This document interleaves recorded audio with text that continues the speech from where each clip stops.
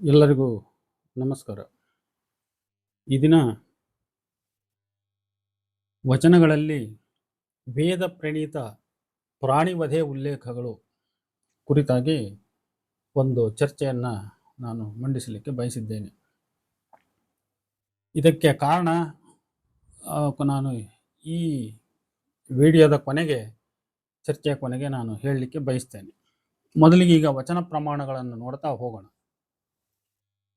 ಆದಿ ಪುರಾಣ ಅಸುರರಿಗೆ ಮಾರಿ, ವೇದ ಪುರಾಣ ಹೋತಿಂಗೆ ಮಾರಿ, ರಾಮ ಪುರಾಣ ರಕ್ಕಸರಿಗೆ ಮಾರಿ, ಭಾರತ ಪುರಾಣ ಗೋತ್ರಕ್ಕೆ ಮಾರಿ, ಎಲ್ಲ ಪುರಾಣ ಕರ್ಮಕ್ಕೆ ಮೊದಲು, ನಿಮ್ಮ ಪುರಾಣಕ್ಕೆ ಪ್ರತಿ ಇಲ್ಲ ಕೂಡಲ ಸಂಗಮ ದೇವ ಅಂತ ಬಸವಣ್ಣನವರ 571ನೆಯ ವಚನ ಸ್ಪಷ್ಟವಾಗಿ ಹೇಳುತ್ತೆ. ಇದರಲ್ಲಿ ಕಾಣುವಂತೆ ಪುರಾಣಗಳು ಸುರಾಸುರರ ಸಂಘರ್ಷದ ಕಥಾನಕಗಳು. ಅಲ್ಲಿ ಸುರರಿಂದ ಅಸುರರ ವಧೆಯಾಗುತ್ತೆ. ಅದೇ ರೀತಿ ಆದಿ ಪುರಾಣಗಳು ಅಸುರರಿಗೆ ಮಾರಿ, ವೇದಗಳು ಯಜ್ಞಕ್ಕೆ ಹೋತವನ್ನು ಬಲಿ ನೀಡುವ ಕಾರಣ ಅವು ಹೋತಿಂಗೆ ಮಾರಿ, ವೇದಗಳು ಹೋತಿಂಗೆ ಮಾರಿ, ರಾಮಾಯಣವು ರಾಕ್ಷಸರ ಸಂಹಾರ ಕುರಿತಾಗಿರುವುದರಿಂದ ಅದು ರಾಕ್ಷಸರಿಗೆ ಮಾರಿ. ಹೀಗೆ ವೈದಿಕ ಪರಂಪರೆಯಲ್ಲಿ ಎಲ್ಲವೂ ಹಿಂಸಾಕರ್ಮಗಳೇ ತುಂಬಿವೆ. ಇದಕ್ಕೆ ಪ್ರತಿಯಾಗಿ ಅಹಿಂಸೆ, ಅಂತರಂಗ ಶುದ್ಧತ್ವ, ಜೀವಾತ್ಮ ಪರಮಾತ್ಮ ಸಂಬಂಧ ಹೇಳುವ ಕೂಡಲ ಸಂಗನ ಲಿಂಗಾಯತ ವೀರಶೈವ ಪರಂಪರೆಯ ಪುರಾಣವನ್ನು ಹೋಲುವ ಮೀರುವ ಪುರಾಣವೇ ಇಲ್ಲ ಅನ್ನುವುದು ಬಸವಣ್ಣನವರ ಸ್ಪಷ್ಟವಾದ ಉಕ್ತಿ. ನಿಮ್ಮ ವಚನವೆನ್ನ ಪುಣ್ಯವೆಂಬುದು. ಬಸವಣ್ಣನವರು ಮುಂದೆ ಹೇಳ್ತಾರೆ 572ನೇ ವಚನದಲ್ಲಿ, ನಿಮ್ಮ ವಚನವೆನ್ನ ಪುಣ್ಯವೆಂಬುದು, ಖುಷಿ ಆಯಿತು ನೋಡ ಶಾಸ್ತ್ರದ ವಚನ ಹೋತಿಂಗೆ ಮಾರಿ, ಎಂತು ನಂಬುವೆನಯ್ಯ ನಾನು ಕೊಲ್ಲೆನು, ನೇಣು ಕೊಂದಿತ್ತೆಂಬ ಸೊನೆಗಾರನ ನೇನೆಂಬೆ ಕೂಡಲ ಸಂಗಮ ದೇವ ಅಂತ. ಶರಣರ ವಚನದ ಎದುರು ವೈದಿಕರ ಶಾಸ್ತ್ರ ಸೋತಿತು. ವೈದಿಕರು ಹುಸಿ ನುಡಿಲಿಕ್ಕೆ ಅವರು ಹೆಸರವರು. ಕೊಲ್ಲುವ ಧರ್ಮವ ಪಾಲಿಸಿಯೂ ನಾನು ಕೊಲ್ಲುವುದಿಲ್ಲ, ನೇಣು ಕೊಲ್ಲುತ್ತದೆ ಎಂದು ಸುಳ್ಳು ಹೇಳಿ ಪಾಪಕರ್ಮದಿಂದ ತಪ್ಪಿಸಿಕೊಳ್ಳಲಿಕ್ಕೆ ಪ್ರಯತ್ನಿಸುವಂಥ ಕೊಲೆಗಡಕರು ಮತ್ತೆ ಮೋಸಗಾರರು, ಸೊನೆಗಾರರು ಅಂದ್ರೆ ಮೋಸಗಾರರು. ಹೀಗೆ ಬಸವಣ್ಣನವರು ಕ್ರಮಕ್ರಮವಾಗಿ ಮೆಲ್ಲನೆ ಬ್ರಾಹ್ಮಣರ ಹುಸಿತನಗಳನ್ನ, ಧರ್ಮದ ಹೆಸರಿನ ಪಾಪಕರ್ಮಗಳನ್ನ ಬಯಲಿಗೆಳೆಯುತ್ತಾ ವೈದಿಕರು ಯಾರನ್ನ ಹೊಲೆಯರು ಎಂದು ದೂರ ಬಿಟ್ಟರೋ ಆ ಹೊಲೆತನದ ಮೊದಲಿಗರು ವೈದಿಕರೇ ಎಂದು ಸಾಧಿಸುವತ್ತ ತಮ್ಮ ತರ್ಕವನ್ನ ಅಂದ್ರೆ ವಚನವಾದವನ್ನ ಅವರು ಬೆಳೆಸ್ತಾ ಹೋಗ್ತಾರೆ. ಅದನ್ನ ನಾವು ಇನ್ನೂ ಅನೇಕ ವಚನಗಳ ಮುಖಾಂತರ ನಾವು ನೋಡಬಹುದು. ವೈದಿಕರ ಯಜ್ಞಬಲಿ ಹೋತ, ಆ ಹೋತವನ್ನೇ ಉದ್ದೇಶಿಸಿದ ಈ ಕೆಳಗಿನ ವಚನವನ್ನ ನೀವು ನೋಡಿ. 573ನೇ ವಚನ, ಮಾತಿನ ಮಾತಿಂಗೆ ನಿನ್ನ ಕೊಂದ ಹರೆಂದು ಎಲೆ ಹೋತೆ ಅಳುಕಂಡ. ಆ ಹೋತಿಗೆ ಮಾತಾಡ್ತಾರ ಅವರು, ಬಲಿ ಹೋಗ್ತಕ್ಕಂಥ ಹೋತಿಗೆ. ಮಾತಿನ ಮಾತಿಂಗೆ ನಿನ್ನ ಕೊಂದ ಹರೆಂದು ಎಲೆ ಹೋತೆ ಅಳುಕಂಡ, ವೇದವ ಓದಿದವರ ಮುಂದೆ ಅಳುಕಂಡ, ಶಾಸ್ತ್ರವ ಕೇಳಿದವರ ಮುಂದೆ ಅಳುಕಂಡ, ನೀ ನತ್ತುದಕ್ಕೆ ತಕ್ಕುದ ಮಾಡುವ ಕೂಡಲ ಸಂಗಮ ದೇವ ಅಂತ ಹೇಳ್ತಾರೆ. ಮೊದಲು ಸಾಲಿನ ಅಂದ್ರೆ ಈ ವಚನದ ಮೊದಲನೇ ಸಾಲಿನ ಮಾತಿನ ಮಾತಿಂಗೆ ನಿನ್ನ ಕೊಂದಹರೆಂದು ಎಂಬ ಮಾತನ್ನ ವೈದಿಕ ಶಾಸ್ತ್ರಗಳ ಹಿನ್ನೆಲೆಯಲ್ಲಿ ನಾವು ಅರ್ಥ ಮಾಡಿಕೊಳ್ಳತಕ್ಕಂಥ ಅವಶ್ಯಕತೆ ಇದೆ. ತನ್ನ ಬಲಿಯನ್ನೇ ನಿರ್ಧರಿಸುವ ವೇದಗಳ ಓದಿ ಶಾಸ್ತ್ರಗಳ ಕೇಳಿದವರ ಮುಂದೆ ಹೋತ ಹೋಗಿ ಅದು ಹತ್ರ ಏನು ಪ್ರಯೋಜನ? ಕೊನೆಯ ಸಾಲು ಹೇಳ್ತದ್ದು ವೈದಿಕರ ಹಿಂಸಾಚಾರಕ್ಕೆ ಪ್ರತಿಕಾರ, ಹೋತ ಹತ್ತುದಕ್ಕೆ ತಕ್ಕುದ ಮಾಡುತ್ತಾನೆ ಶಿವ ಅಂತ. ಅಂದ್ರೆ ತಾನು ಯಾರು ತನ್ನನ್ನ ಬಲಿ ಕೊಡ್ತಾರೋ ಅಂತವರ ಮುಂದೆ ಹೋಗಿ ಅಳೋದದು. ವೇದವನ್ನು ಓದಿದವರ ಮುಂದೆ ಅಳು ಕಂಡ, ಶಾಸ್ತ್ರವ ಕೇಳಿದವರ ಮುಂದೆ ಅಳು ಕಂಡ. ನೋಡಿ, ಈ ರೀತಿ ಅಂದ್ರೆ ಯಾರು ತನ್ನನ್ನು ಬಲಿ ಕೊಡ್ತಾರೋ ಅವರ ಮುಂದೆ ಹೋಗಿ ಈ ಅಳುವಂತ ಹೋತನನ್ನ ಕುರಿತಾಗಿ ಅವರು ಕೊನೆಗೆ ಹೇಳ್ತಕ್ಕಂಥ ಮಾತು, ನೀ ನತ್ತುದಕ್ಕೆ ತಕ್ಕುದ ಮಾಡುವ ಕೂಡಲ ಸಂಗಮ ದೇವ ಅಂತ. ಇನ್ನ ನರಜನ್ಮದಲ್ಲಿ ಹುಟ್ಟಿ ಲಿಂಗ ಮುಖವ ನರಿಯದೆ ಉದಮದ ಸೊಕ್ಕಿ ತಲೆಗೇರಿತ್ತೆಯ, ಜೀವೋ ಜೀವೇನ ಭಕ್ಷತೆ ಕರ್ಮ ಕರ್ಮದ ಕರ್ಮದ ಲಿಪ್ಪೆಯ ಒಂದೊಮ್ಮೆ ದಕ್ಷನು ಹೋತನ ಕೊಂದಲ್ಲಿ ಘೋಳಿಡಲಿ ತಂದಿಕ್ಕಿತ್ತೆ ವೇದ ಶಾಸ್ತ್ರಗಳು ಮೂರ್ತಿಗೊಂಡಲ್ಲಿ ಚತುರ್ವೇದಿಗಳಿಗೊಮ್ಮೆ ಅಕ್ಕಿತ್ತೆ ಅಯ್ಯ ನಮ್ಮ ಕೂಡಲ ಸಂಗಮ ದೇವನ ನರಿಯದ ಕಾರಣ ನಾಯಕ ನರಕದಲ್ಲಿಕ್ಕಿತಯ್ಯ ಅಂತೇಳಿ 584ನೇ ವಚನ ಹೇಳುತ್ತೆ. ಇಲ್ಲಿ ಉದಮದ ಅಂದ್ರೆ ಉನ್ಮಾದದ ಅಂದ್ರೆ ಅತಿಯಾದ ಸೊಕ್ಕೇರಿ ಮದವೇರಿ ಅಂತ. ಈ ವಚನ ವೈದಿಕರನ್ನ ಕಟುಟೀಕಿಸುತ್ತದೆ. ನರಜನ್ಮದಲ್ಲಿ ಹುಟ್ಟಿದ ಮೇಲೆ ಲಿಂಗಭಕ್ತನಾದ್ರೆ ಮಾತ್ರ ಸದ್ಗುಣ ಸದ್ಗತಿ. ಆದ್ರೆ ಈ ವೈದಿಕರಿಗೆ ತಮ್ಮ ಕುಲಮದ ಜಾತಿ ಮದದ ಸೊಕ್ಕು ತಲೆಗೇರಿಯೋ ಲಿಂಗವನ್ನು ಅವರು ಧಿಕ್ಕರಿಸುತ್ತಾರಲ್ಲ, ನಿರಾಕರಿಸುತ್ತಾರಲ್ಲ.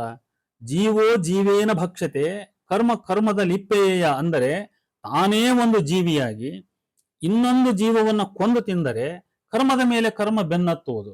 ಅದು ಬೆನ್ನತ್ತದೆ, ಬಿಡ್ಲಿಕ್ಕಿಲ್ಲ. ಅದು ಪಾಪಕೂಪದಲ್ಲಿ ಬಿದ್ದು ಬೆಂದು ಹೋಗದಿರುವರೇ ಆ ವೈದಿಕರು ಕರ್ಮದ ಲಿಪ್ಪೆಯ ಈ ದ್ವಿರುಕ್ತಿಯಲ್ಲಿ ಬಸವಣ್ಣನವರ ಭಾವಾವೇಶವನ್ನ, ಅವರ ಆಕ್ರೋಶವನ್ನು ನಾವು ಗಮನಿಸಬಹುದು. ದಕ್ಷನು ಯಾಗದಲ್ಲಿ ಹೋತನ ಕೊಂದಾಗ ಅಯ್ಯೋ ಎಂಥ ಗೋಳು ಆಕ್ರಂದನ, ವೇದಗಳು ಆ ಗೋಳನ್ನು ತಡೆದವೆ. ಘೋಳಿಡಲಿ ತಂದಿಕ್ಕಿತ್ತೇ ವೇದ, ಶಾಸ್ತ್ರಗಳೇ ಮೂರ್ತಿಯಾಗಿ ಬಿಟ್ಟಿದ್ದರೆ ಚತುರ್ವೇದಿಗಳು ಏನ್ ಮಾಡುತ್ತಿದ್ದರು? ಶಾಸ್ತ್ರಗಳು ಮೂರ್ತಿಗೊಂಡಲ್ಲಿ ಚತುರ್ವೇದಿಗಳಿಗೊಮ್ಮೆ ಅಕ್ಕಿತ್ತೆ ಅಯ್ಯ ಅಂತ ಹೇಳಿ ಪ್ರಶ್ನೆ ಮಾಡ್ತಾರೆ ಅವರು. ಹೀಗೆ ವಿಮರ್ಶಿಸಿ ಕೊನೆಗೆ ಅವರು ವೈದಿಕರಿಗೆ ಹೀಗೆ ಹೇಳ್ತಾರೆ, ನಮ್ಮ ಕೂಡಲ ಸಂಗಮ ದೇವನ ನರಿಯದ ಕಾರಣ ನಾಯಕ ನರಕದಲ್ಲಿಕ್ಕಿತ್ತಯ್ಯ ಅಂತ. ಹೀಗೆ ಬಸವಣ್ಣನವರ ಈ ವಚನ ವೈದಿಕರ ಹಿಂಸಾತ್ಮಕ ಯಜ್ಞ ಕರ್ಮಗಳನ್ನು ಅದು ಬಹಳ ಸ್ಪಷ್ಟವಾಗಿ ಟೀಕಿಸುತ್ತದೆ. ಇಲ್ಲಿ ಪ್ರಶ್ನೆ ಏನಂದ್ರೆ, ವಚನಗಳಲ್ಲಿ ವೇದಗಳ ಟೀಕೆ ಇಲ್ಲ ಅಥವಾ ವೇದಗಳಲ್ಲಿ ಯಜ್ಞ ಕರ್ಮಗಳೇ ಇಲ್ಲ ಅನ್ನುವಂಥ ಒಂದು ವಾದ ಅದು ಸಣ್ಣನೇ ಹೊಗೆ ಇಟ್ಕೊಂಡು ಎದ್ದಿದೆ. ಅದು ಈ ಕಾರಣಕ್ಕಾಗಿ ಈ ವಚನಗಳನ್ನ ನಾವು ಮತ್ತೆ ಎಷ್ಟು ಸರಿ ಓದಿ ಎಷ್ಟು ಸರಿ ಅರ್ಥಗಳನ್ನು ಹೇಳಿದ್ರು ಮತ್ತೆ ಓದಬೇಕು, ಮತ್ತೆ ಅದರ ಅರ್ಥವನ್ನು ಹೇಳಬೇಕು ಅನ್ನುವಂಥ ಒಂದು ಪ್ರಮೇಯ ನಮಗೆ ಒಡ್ಡಿ ಬಂದಿರುವುದರ ಕಾರಣ ಈ ವಚನಗಳನ್ನ ನಾವು ಮರುಮಥನ ಮಾಡುವಂತಹ ಒಂದು ಅವಶ್ಯಕತೆ ಇಲ್ಲಿ ಬಂದೊದಗಿದೆ ಅಂತ ನಾನು ಹೇಳಲಿಕ್ಕೆ ಬಯಸ್ತೇನೆ.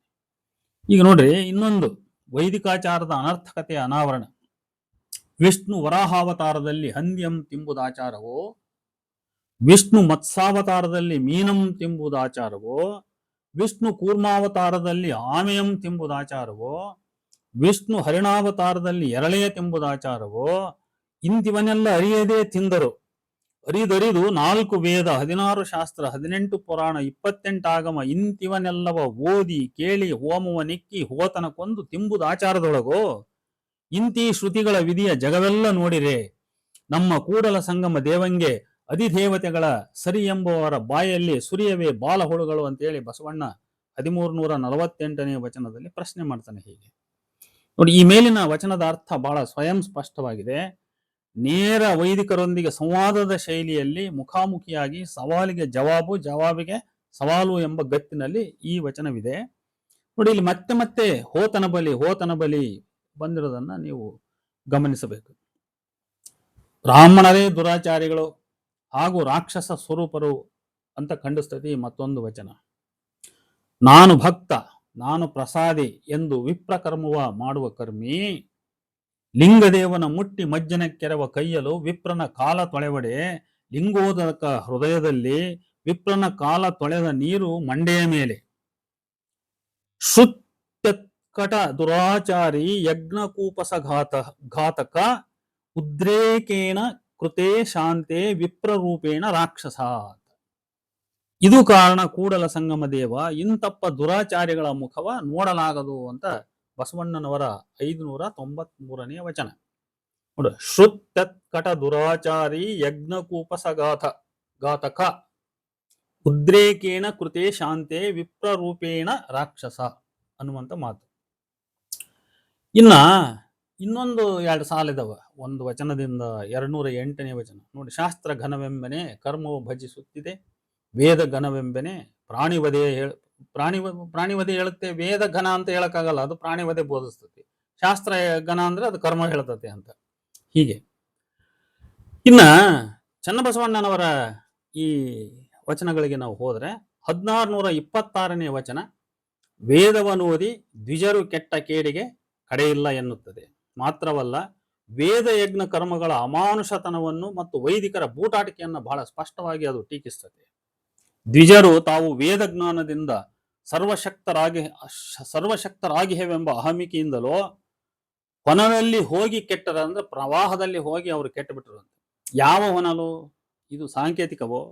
ಈ ವಚನದ ಮುಂದಿನ ಸಾಲುಗಳು ವೇದವನೋದಿಯೂ ವೇದವನ್ನುಲ್ಲಂಘಿಸಿ ನಡೆದ ದ್ವಿಜರನ್ನು ಬಹುವಾಗಿ ಟೀಕಿಸುತ್ತದೆ. ವೇದವನೋದಿದ ಮೇಲೆ ತಮ್ಮ ಚತುರ್ವರ್ಣ ಪಾರಿಶುದ್ಧತೆ ಕಾಪಾಡಿಕೊಳ್ಳಲೇಬೇಕಿದ್ದ ದ್ವಿಜರು ಹೇಮದ ಆಸೆಗೆ ಅಂದ್ರೆ ಸಂಪದ ಬಂಗಾರದ ಆಸೆಗೆ ಬಿದ್ದು ಒಕ್ಕಲಿಗನಿಗೆ ದತ್ತು ಪುತ್ರರಾದರೇಕೆ ಕೆಲವರು ಕೊರಡಿನ ಮೇಲೆ ಕುಳಿತು ತುತ್ತು ಗದ್ದಾಣವ ನುಂಗಿ ಸೀಮೆಯ ಹೊರವಡಿಸಿಕೊಳ್ಳೆಂದು ಹೇಳಿತ್ತೇವೇದ. ನೋಡಿ, ಈ ವಚನದ ಮತ್ತೆ ಕೆಲ ಸಾಲುಗಳು ಯಥಾವತ್ತಾಗಿವೆ. ಬಡಗಿ ಮಾಚಲ ದೇವಿಯ ಕುಲಜೆಯ ಮಾಡಿಹೆವೆಂದು ಹೊನ್ನ ಕಪಿಲೆಯ ಕೊಂದು ನರಕಕ್ಕಿಳಿಯ ಹೇಳಿತ್ತೇವೇದ. ನೋಡಿ, ಹೊನ್ನ ಕಪಿಲೆಯ ಕೊಂದು ನರಕಕ್ಕಿಳಿಯ ಇಳಿಯ ಹೇಳಿತ್ತೇವೇದ. ಅಹಿಂಸಾ ಪರಮೋ ಧರ್ಮ ಎಂದೋದಿ ಅಸುರ ಭೋಜನಕ್ಕೆ ಅಂಗವಿಸಿ ಕರ್ಮವ ಮಾಡಿ ಹೋತ ಕೊಂದು ತಿಂಬುವುದು ಪಾತಕವಲ್ಲವೇ ಅಂತ 1626ನೇ ವಚನ ಚನ್ನಬಸವಣ್ಣಂದು. ಇಲ್ಲಿ ಬಡಗಿ ಮಾಚಲ ದೇವಿಯ ಕುಲಜಯ ಮಾಡಿಹೆವೆಂದು ಹೊನ್ನ ಕಪಿಲೆಯ ಕೊಂದು ನರಕಕ್ಕಿಳಿಯ ಹೇಳಿತ್ತೇ ವೇದ ಅಂದರೆ ಬಡಗಿಯಾದ ಮಾಚಲ ದೇವಿಯನ್ನು, ಮತ್ತೆ ಬಡಗಿ ಮಾಚಲ ದೇವಿ ಅಂತ ಹಂಗಲ್ಲ, ಬಡಗಿ ಸಬ್ಜೆಕ್ಟ್ ಅಲ್ಲ, ಬಡಗಿಯಾದ ಮಾಚಲ ದೇವಿಯನ್ನು ಬ್ರಾಹ್ಮಣ ಕುಲಕ್ಕೆ ತಂದುಕೊಳ್ಳಲೊಂದು ಒಂದು ಕಾರ್ಯ, ಒಂದು ಆಚರಣೆಯನ್ನ ಮಾಡಬೇಕು. ಮಾಚಲ ದೇವಿ ಬಡಗಿ ಸಂಪ್ರದಾಯದವಳು. ಆ ಬಡಗಿ ಮಾಚಲ ದೇವಿಯನ್ನ ಬ್ರಾಹ್ಮಣ ಕುಲಕ್ಕೆ ಕನ್ವರ್ಟ್ ಮಾಡಿಕೊಳ್ಳಿಕ್ಕೆ ಒಂದು ಆಚರಣೆ, ಒಂದು ರಿಚುವಲ್ ಅನ್ನು ಮಾಡಬೇಕು. ಅದು ಒಂದು ಅರ್ಥಹೀನವಾದ ಕರ್ಮ, ಯಜ್ಞ ಕರ್ಮ. ಇದಕ್ಕೆ ಹೊನ್ನ ಕಪಿಲೆ ಅಂದ್ರೆ ಬಂಗಾರದ ಕಪಿಲೆ ಅಂತ ಅರ್ಥ ಅಲ್ಲ ಇಲ್ಲಿ, ಮತ್ತೆ ಬಂಗಾರದ ಹಸುವನ್ನು ಮಾಡ್ಕೊಂಬರೋದಂತಲ್ಲ. ಹೊನ್ನ ಬಣ್ಣಿನ ಕಂದು ಬಣ್ಣದ ಹಸುವನ್ನ ಬಲಿ ನೀಡಿ ವೈದಿಕರು ನರಕಕ್ಕಿಳಿದರೆಂಬ ಟೀಕೆ ಈ ವಚನದಲ್ಲಿದೆ. ಅಹಿಂಸೋ ಪರಮೋ ಧರ್ಮ ಎಂದು ಓದಿ ಅಸುರ ಭೋಜನಕ್ಕೆ ಅಂಗವಿಸುವುದು ಎಂದರೆ ಆಸೆ ಪಡುವುದು ಯಾವ ನೀತಿ? ಏಕೆಂದರೆ ಅಸುರರೂ ಪ್ರಾಣಿ ಬಲಿ ನೀಡುವವರೇ. ಅವರ ಯಜ್ಞ ಕರ್ಮದಲ್ಲಿ ಹೋತನ ಕೊಂದು ತಿಂಬುದು ಪಾತಕವಲ್ಲವೇ? ಪರಮೋ ಧರ್ಮ ಹಿರಣ್ಯ ಗರ್ಭ ಎಂದು ಹೊನ್ನ ಕಪಿಲೆಯ ಮಾಡಿ ಕಡಿದು ಹಂಚಿಕೊಂಬುದು ಚಾಂಡಾಲತನವಲ್ಲವೇ? ಹೊಲೆಯನಂತೆ ಹುಲುವೆಣನ ಸುಟ್ಟು ಹೊರಸಿನ ಮೇಲೆ ಹತವಾದ ಕಾಳಗ ಹತ್ತಿದ ಹಸುವಿನ ಉತ್ಕ್ರಾಂತಿಯ ಕಾನನದಲ್ಲಿ ಕೂಳು ಭೋಜನವನುಂಡು ಲೋಕೋಪಚಾರಕ್ಕೆ ಒಳಗಾಗಿ ಪಾಪಕರ್ಮವ ಮಾಡಿ ಸಲ್ಲದೆ ಹೋದರು. ಶಿವನಲ್ಲಿಗೆ ಕೂಡಲ ಚನ್ನ ಸಂಗಮ ದೇವ ಶಿವಭಕ್ತಂಗೊಲಿದ ಕಾರಣ ಕಂಚಿಯ 7 ಕೇರಿಯ ಕೈಲಾಸಕ್ಕೊಯ್ದ. ಇಲ್ಲಿಗೆ ಇದು ವಚನ ಮುಗಿಯಿತಿಲ್ಲಿ. ಈ ವಚನದಲ್ಲಿ ಚನ್ನಬಸವಣ್ಣ ಯಜ್ಞಾದಿ ಕರ್ಮ ಮತ್ತು ವರ್ಣಪಾರಿಶುದ್ಧತೆ ಇವೆರಡರಲ್ಲಿಯೂ ಕೂಡ ವೇದ ಬಾಹಿರವಾಗಿ ನಡೆದುಕೊಂಡಿದ್ದನ್ನ ಮತ್ತು ಅಹಿಂಸೋ ಪರಮಧರ್ಮ ಎಂದವರೇ ಹಿಂಸೆಗೇಕೆ ಇಳಿದರು ಎಂಬುದನ್ನ ಪ್ರಶ್ನೆ ಮಾಡ್ತಾನೆ. ಇನ್ನ ವೇದವನೋದಿ ಸುರೆ ಮಾಂಸ ತಿಂಬ ದ್ವಿಜರ ಮೆಚ್ಚನು ಅಂತ ಇನ್ನೊಂದು ವಚನದಲ್ಲಿ ಮಾತಾಡ್ತಾನೆ. ಎಷ್ಟನೇ ವಚನ? ಅದು 156ನೇ ವಚನದಲ್ಲಿ ಚನ್ನಬಸವಣ್ಣ. ಇನ್ನು ಹಾವಿನ ಹಾಳ ಕಲ್ಲಯ್ಯನ ಕೆಲವು ವಚನಗಳಿದಾವೆ. 1104ನೇ ವಚನದಲ್ಲಿ ವಿಪ್ರರು ಮಾತಂಗಿಯ ಮಕ್ಕಳೆಂಬುದಕ್ಕೆ ಸಾಕ್ಷಿಯಾಗಿ ಬಡಗಿ ಮಾಚಲ ದೇವಿಯ ಕುಲಜಯ ಮಾಡುವ ಕಾರಣಕ್ಕೆ ಹಸುವ ಬಲಿ ನೀಡಿ ಗೋಮಾಂಸ ಹಂಚಿ ತಿಂದರೆಂಬುದು ಮತ್ತು ಯಜ್ಞದಲ್ಲಿ ಹೋತನ ಕೊಂದು ಚಿಕ್ಕ ಚಿಕ್ಕ ತುಂಡುಗಳನ್ನಾಗಿ ಕಡಿದು ಭಕ್ಷಿಸಿದರು ಅಂತಕ್ಕಂಥ ಒಂದು ದುಷ್ಟಾಂತವನ್ನ ಹಾವಿನ ಹಾಳ ಕಲ್ಲಯ್ಯ ನೀಡ್ತಾನೆ. ಅಯ್ಯ, ವಿಪ್ರರೆಂಬವರು ಮಾತಂಗಿಯ ಮಕ್ಕಳೆಂಬುದಕ್ಕೆ ಇದೇ ದುಷ್ಟ. ಮತ್ತೆ ವಿಚಾರಿಸಿ ಕೇಳಿದಡೆ ಹೇಳುವೆನು. ಬಡಗಿ ಮಾಚಲ ದೇವಿಯ ಕುಲಜಯ ಮಾಡಿಹೆವೆಂದು ಕಡಿದು ಹಂಚಿ ತಿಂದರು ಗೋಮಾಂಸವ. ಬಿಡದೆ ಅತ್ಯಂತ ಯಜ್ಞಕರ್ಮವ ಹೋತನ ಕೊಂದು ಚಿಕ್ಕ ಚಿಕ್ಕವಾಗಿ ಭಕ್ಷಿಸಿದುದ ಕಂಡು ಮಿಕ್ಕ 17 ಜಾತಿ ವಿಪ್ರರ ಅನುಗ್ರಹವ ಪಡೆದು ತಿನಕಲಿತರಯ್ಯ. ಸ್ವಪಚೋಪಿ ವಿಪ್ರಸಮೋ ಜಾತಿ ಭೇದಂ ನಾಕಾರಯಾತ್ ಅಜಹತ್ಯೋಪದೇಶಿನಾಂ ವರ್ಣಾನಾಂ ಬ್ರಾಹ್ಮಣೋ ಗುರು ಎಂಬುದಾಗಿ ಕಿರಿಕಿರಿದ ತಿಂದ ದ್ವಿಜರು ನೆರೆದು ವೈಕುಂಠಕ್ಕೆ ಹೋಹರೆ. ನೆರೆಯಲೊಂದ ತಿಂದ ವ್ಯಾಧ ದ್ವಿಜರಿಂದಧಿಕ ಅಂತ ಹೇಳ್ಬಿಟ್ಟು ಹಾವಿನ ಹಾಳ ಕಲ್ಲಯ್ಯನ 1104ನೇ ವಚನ ಇದು. ಇನ್ನು ಉರಿಲಿಂಗ ಪೆದ್ದಿಯ ವಚನ ಇದೆ. ಕೃತಯುಗ 34,53,000 ವರುಷಗಳಲ್ಲಿ ಗಜಾಸುರನೆಂಬ ಆನೆಯ ಕೊಂದು ಹೋಮಕ್ಕಿಕ್ಕಿ ಮಾಂಸವ ತಿನ್ನ ಹೇಳಿತ್ತೇ ವೇದ. ಅಹುದು ಹೇಳಿತ್ತು, ಅದೆಂತೆಂದರೆ ಅಂತಂದು ಆತ ಒಂದು ಸಾಂಕೇತಿಕವಾದ ಅರ್ಥ ಕೊಡ್ತಾನೆ ಉರುಲಿಂಗ ಪೆದ್ದಿ 1384ರಲ್ಲಿ. ಅದೇನಂದ್ರೆ, ಕುಲಛಲಾದಿ ಯೌವನವೆಂಬ ಅಷ್ಟ ಮದಂಗಳನ್ನು ಕೊಲ್ಲಬೇಕು, ಪ್ರಾಣ ವ್ಯಾನ ಅಪನಾದಿ ಕುದುರೆಗಳನ್ನ ಕೊಲ್ಲೆಂದು ವೇದ ಹೇಳಿತ್ತು. ಆದರೆ ಈ ಬ್ರಾಹ್ಮಣರು ಅದನ್ನ ಬಿಟ್ಟು ಆನೆ ಕುದುರೆ ಕೊಂದು ತಿಂದರು. ಇಂತಹ ಆನೆಯ ಕೊಂದ ಹೀನ ಹೊಲೆಯರ ಮತ್ತು ಕುದುರೆಯನ್ನು ಕೊಂದ ಜಿನುಗು ಹೊಲೆಯರ ಮುಖವ ನೋಡಲಾಗದೆಂದು ಹೀಗಳೆಯುತ್ತಾನೆ ಉರುಲಿಂಗ ಪೆದ್ದಿ. ಮುಂದುವರಿದು, ಜಾತಿ ವರ್ಣ ಆಶ್ರಮ ಕುಲ ಗೋತ್ರವೆಂಬ ಕೋಣಗಳ ಬಿಟ್ಟು ಮಹಿಷಾಸುರನೆಂಬ ಕೋಣನ ಕೊಂದು ತಿಂದರು. ಮನ ಬುದ್ಧಿ ಚಿತ್ತ ಅಹಂಕಾರಾದಿ ಹೋತನ ಬಿಟ್ಟು ಹೋತನ ಕೊಂದು ತಿಂದರು. ಹೀಗೆ ಕೃತತ್ರೇತ ದ್ವಾಪರ ಮತ್ತು ಕಲಿಯುಗಗಳಲ್ಲಿ ಮಾಂಸವ ತಿಂಬ ಅನಾಚಾರಿ ಹೊಲೆಯರ ಮುಖವ ನೋಡಲಾಗದು ಅಂತ ಖಂಡನೆ ಮಾಡ್ತಾನೆ. ಈ ವಚನದ ಕೊನೆಗೆ ಈ ಸಾಲುಗಳು ಬರ್ತವೆ. ಅಜಂಗೆ ದ್ವಿಜನೇ ಗುರು, ದ್ವಿಜಂಗೆ ಹರಿಯೇ ಗುರು, ಹರಿ ಹರಿಣಾವತಾರದಲ್ಲಿ ಎರಳೆಯ ತಿಂಬುದಾವಾಚಾರ, ಹರಿ ಮತ್ಸಾವತಾರದಲ್ಲಿ ಮೀನ ತಿಂಬುದಾವಾಚಾರ, ಇಂತಿ ಹೊನ್ನಗೋವ ತಿಂಬ ಕುನ್ನಿಗಳ ತೋರದಿರ ಉರುಲಿಂಗ ಪೆದ್ದಿ ಪ್ರಿಯ ವಿಶ್ವೇಶ್ವರ ಅಂತೇಳಿ 1384ನೇ ವಚನ. ಇಲ್ಲಿ ನೋಡಿ, ಇಲ್ಲಿ ಉರುಲಿಂಗ ಪೆದ್ದಿ ನೀಡುವಂತಹ ಅರ್ಥಗಳಲ್ಲಿ ಎರಡು ಅಂಶಗಳು ನಾವು ಗುರುತಿಸಬಹುದು. ಒಂದು, ವೈದಿಕರು ನಿಜಕ್ಕೂ ಮಾಡ್ತಕ್ಕಂಥದ್ದು. ಇನ್ನೊಂದು, ಆತ ವೇದದಲ್ಲಿ ಏನು ಹೇಳಿದೆ ಅಂತ ತಾನು ತಿಳ್ಕೊಂಡು ಹೇಳ್ತಕ್ಕಂಥದ್ದು. ಅವನು ಹೇಳ್ತಕ್ಕಂಥದ್ದು ಸಾಂಕೇತಿಕ ಅರ್ಥಗಳು. ಹಸು ಅಥವಾ ಕುದುರೆ ಇತ್ಯಾದಿಗಳಿಗೆ ಬೇರೆ ರೀತಿಯ ಗುಣಗಳ ಒಂದು ಸಾಂಕೇತಿಕ ಅರ್ಥ ಇದೆ. ಆದ್ರೆ ಈ ವೈದಿಕರು ನಿಜವಾಗ್ಲೂ ಹಸುಗಳನ್ನೇ ಅವರು ಕೊಂದು ತಿಂದ್ರು, ಕುದುರೆಗಳನ್ನೇ ಕೊಂದು ತಿಂದ್ರು, ಆನೆಗಳನ್ನೇ ಕೊಂದು ತಿಂದ್ರು ಅನ್ನುವಂಥ ಮಾತನ್ನ ಇಲ್ಲಿ ಉರುಲಿಂಗ ಪೆದ್ದಿ ಮಾತಾಡ್ತಾ ಇದ್ದಾನೆ. ಜಾತಿ ಚಾಂಡಾಲಕನಂದಂ ದೋಷಂ ತತ್ರ ನ ವಿದ್ಯತೆ ಕರ್ಮ ಚಾಂಡಾಲ ವಿಪ್ರಾಣಂ, ನರಕ್ಕೆ ಕಾಲಕ್ಷಯಂ ಎಂದು ಸತ್ತ ಪಶುವ ತಿಂಬ ಹೊಲೆಯಂಗೆ ದೋಷವಿಲ್ಲ, ಗುದ್ದಿ ಗುದ್ದಿ ಬಾಧಿಸಿ ಹೋತ ಕೊಂದು ತಿಂದು ಸುರೆಯಂ ಕಡಿದ ಸ್ವಪಚರಿಗಿಂದ ಅಧಮ ಪಾತಕರಾದ ವಿಪ್ರರು ಶಿವಭಕ್ತರ ಕುಲವ ಜರೆಯಲುಂಟೆ ಅಂತೇಳಿ ಈ ಕೊನೆಯ ಒಂದು 9 ಸಾಲು ಆ ವಚನದ್ದು, ಯಾವುದು 1552ನೇ ವಚನದ್ದು. ಅದು ದೊಡ್ಡದಾಗಿದೆ, ಅದರ ಕೊನೆಯ ಒಂದಷ್ಟು ಸಾಲು ಮಾತ್ರ ನಾನು ಕೊಟ್ಟಿದ್ದೇನೆ. ಇನ್ನು ಲಿಂಗಾರ್ಚಕರಲ್ಲದ ಬ್ರಾಹ್ಮಣರೇ ಸ್ವಪಚರು ಅನ್ನುವಂಥ ಒಂದು ಮಾತಿದೆ. ಲಿಂಗ ಪೂಜಕರಾದ ಅಭಿಪ್ರಾಯ ಸರ್ವಶರಣ ಸಮ್ಮತ. ಇದಕ್ಕೆ ಉರುಲಿಂಗ ಪೆದ್ದಿಯು ಕೂಡ ಅರ್ಥಲ್ಲ. ಆತನ ವಚನದಿಂದ ಒಂದು ಶ್ರುತಿವಾಕ್ಯ ನಾವು ಹೇಳೋದಾದ್ರೆ, ಲಿಂಗಾರ್ಚನ ವಿಹೀನಸ್ತು ದ್ವಿಜೋಪಿ ಸ್ವಪಚಾಧಮ, ಲಿಂಗಾರ್ಚನ ವಿಹೀನಸ್ತು ದ್ವಿಜೋಪಿ ಸ್ವಪಚಾಧಮ, ಲಿಂಗಾರ್ಚನ ಪರೋ ನಿತ್ಯಂ ಸ್ವಪಚೋಪಿ ದ್ವಿಜೋತ್ತಮ ಅಂತ ಹೇಳ್ಬಿಟ್ಟು 1374ನೇ ವಚನ. ಅನೇಕ ವಚನಕಾರರು ಬ್ರಾಹ್ಮಣರ ಗೋವಧೆ, ಮೇಕೆ ವಧೆ, ಮಾಂಸ ಭಕ್ಷಣೆ ಒಂದಲ್ಲ ಒಂದು ರೀತಿಯಲ್ಲಿ ಅವರು ಬ್ರಾಹ್ಮಣ ಪರಂಪರೆಯನ್ನು ಅವರು ವಿರೋಧ ಮಾಡುವಾಗ ಉಲ್ಲೇಖಿಸ್ತಾರೆ.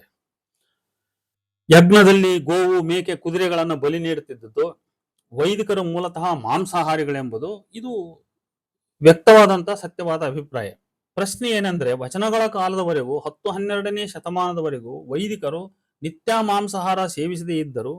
ಯಜ್ಞ ಕರ್ಮಗಳನ್ನು ಆಚರಿಸಿದ ಸಂದರ್ಭದಲ್ಲಾದರೂ ಬಹುಶಃ ಅವರು ಮಾಂಸಾಹಾರ ಭಕ್ಷಕರಾಗಿದ್ದರು ಅಂತ ನಾವು ಅಂದಾಜಿಸಬಹುದಾಗಿದೆ ಈ ವಚನೋಲ್ಲೇಖಗಳ ಆಧಾರದ ಮೇಲೆ. ಆಮೇಲೆ ಮುಂದೆ, ಸತ್ತದ್ದನ್ನು ತಿಂಬುವ ಹೊಲೆಮಾದಿಗರೆಂದು ಕೀಳು ಕೊಲೆಜರೆಂದು ಊರ ಹೊರಗಿಟ್ಟ ಬ್ರಾಹ್ಮಣರು ಬದುಕಿದ್ದನ್ನು ಕೊಂದು ತಿಂಬುವ ತಾವೆಷ್ಟು ಶುದ್ಧ ಶ್ರೇಷ್ಠ ಅನ್ನುವಂಥ ಪ್ರಶ್ನೆಯನ್ನು ಕೂಡ ವಚನಕಾರರು ಮಾಡ್ತಾರೆ. ಈ ಸಂದರ್ಭದಲ್ಲಿ ಬಸವಣ್ಣನ ವಚನದ ಈ ಸಾಲುಗಳನ್ನ ಇಲ್ಲಿ ನಾವು ಉದಾಹರಿಸಬಹುದು. ಹೊಲೆಯೊಳಗೆ ಹುಟ್ಟಿ ಕುಲವನರಸುವೆ ಎಲವೋ ಮಾತಂಗಿಯ ಮಗ ನೀನು. ಅವ್ರು ನಿಜವಾಗ್ಲೂ ವೈದಿಕರಿಗೆ ಹೇಳ್ತಕ್ಕಂಥ ಮಾತಿದ್ದು. ಹೊಲೆಯೊಳಗೆ ಹುಟ್ಟಿ ಕುಲವನರಸುವೆ, ನೀನೇ ಮೊದಲು ಹೊಲೆಯೊಳಗೆ ಹುಟ್ಟಿದೀಯ, ಆದ್ರೆ ನೀನು ಜಾತಿಯನ್ನ ಹುಡುಕಾಡ್ತಾ ಇದೀಯಾ. ಎಲವೋ ಮಾತಂಗಿಯ ಮಗ ನೀನು, ಸತ್ತುದ ನೆಳವ ನೆತ್ತಣ ಹೊಲೆಯ ಹೊತ್ತು ತಂದು ನೀವು ಕೊಲುವಿರಿ ಅಂತ ಮಾತಾಡ್ತಾನೆ. ಆ ಮಾದಿಗ ಅಂತ ನೀವೇನು ಅವನು ಊರು ಹೊರಗಿಟ್ಟಿದ್ದೀರಲ್ಲ, ಅವನು ಸತ್ತದ್ದನ್ನ ಕೊಂದು ತಿಂತಾನೆ, ಅವನು ಸತ್ತದ್ದನ್ನ ಕೊಯ್ದು ತಿಂತಾನೆ. ಆದ್ರೆ ನೀವು ಬದುಕಿದ್ದನ್ನೇ ಎಳ್ಕೊಂಬಂದು ಅದನ್ನು ಯಜ್ಞಕ್ಕೆ ಬಲಿ ನೀಡಿ ಹೊತ್ತು ತಂದು ನೀವು ಕೊಲುವಿರಿ ಅಂತ ಹೇಳ್ಬಿಟ್ಟು ವೈದಿಕರಿಗೆ ಪ್ರಶ್ನೆ ಹಾಕ್ತಾನೆ 576ನೇ ವಚನದಲ್ಲಿ.